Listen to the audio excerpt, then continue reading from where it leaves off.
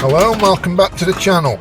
For the purposes of this video we're going to be looking at Visual Pinball X on Batocera version 43 with the applied update of Batocera version 43.1. It's important to note that this guide will only deal with a single screen setup, desktop, monitor or TV.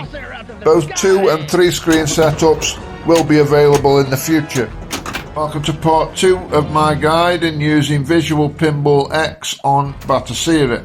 This part will explain Backglass and DMD enabling and screen placement. Even with these 3 guides, we're only scratching the surface of what's possible on Visual Pinball X. Guides to alt colour DMD, script editing and ROM aliases may be upcoming if there's enough interest. With that premise out of the way, let's move on with part 2 of our guide to Visual Pinball X standalone with Batocera. So now we're back at Batocera system selection screen and we're going to select Visual Pinball. We're going to hold but not launch our first table, which in this case is 24, and we're going to enter advanced settings. Now scrolling through advanced settings, we note that everything is still set to auto and nothing has yet been changed. So now we're going to come out of advanced settings and we're going to launch what is in our case the 24 table.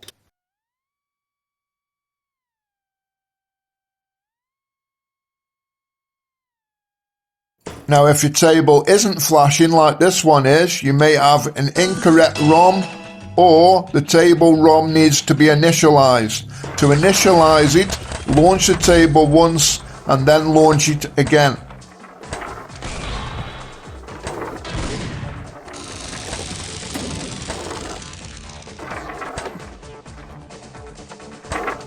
Whilst our table is working and playing fine, you will note that we have no DMD on the screen at the moment. This means we cannot see our scores and is detrimental to gameplay. So let's fix that.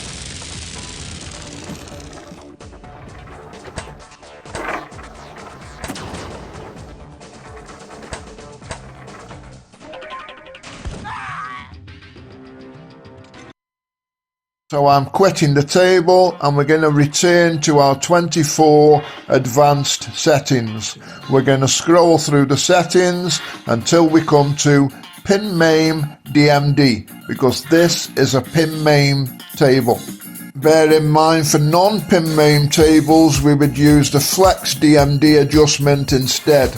You will note that we've got plenty of options in here for Pinmame DMD placement. We've also got options for on-screen 2 or on-screen 3 if we had a 2 or 3 cabinet setup, but I'm going to select top left position, large.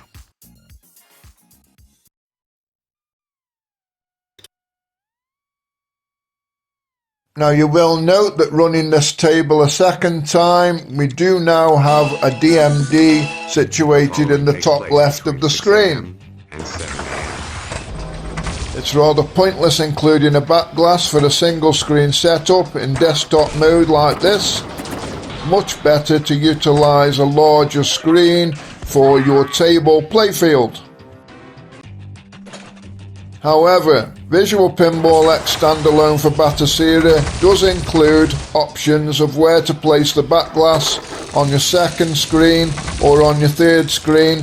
Just make sure that you rename the backglass file exactly the same as the VPX file and it should work perfectly. Now let's quit out of this table. We'll return to the table selection and we're going to select our second table, which in this case is Attack from Mars. Now you will note that this table already has a DMD in place and I haven't had to tweak any settings. This is not unusual. Most tables will already have a DMD in place, with only the occasional one needing placement. Also, you will get the occasional table where a DMD will not display regardless of what you do with Batocera's settings. For these tables you will have to edit the script, more on that later, maybe that's an issue for another guide, what I'll bring out in the future. I will just touch on the preferred control methods. You're going to need a wired joypad or a wired keyboard.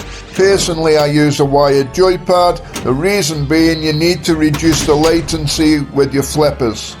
You will find that will provide you with an exceptional playing experience, and Visual Pinball X definitely is worth it. Now we're going to quit out of this table and we'll run our final table, which is going to be the fog.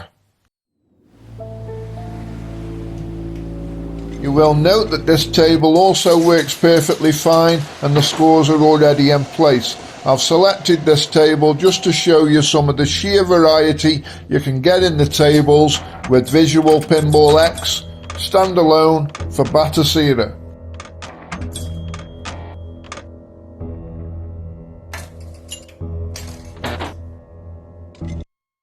That just about wraps up this part of the guide. Don't forget to check out the other two parts, and if it's proved useful to you, please leave a comment, like, or please subscribe. Thanks for watching, and I'll catch you on the next one.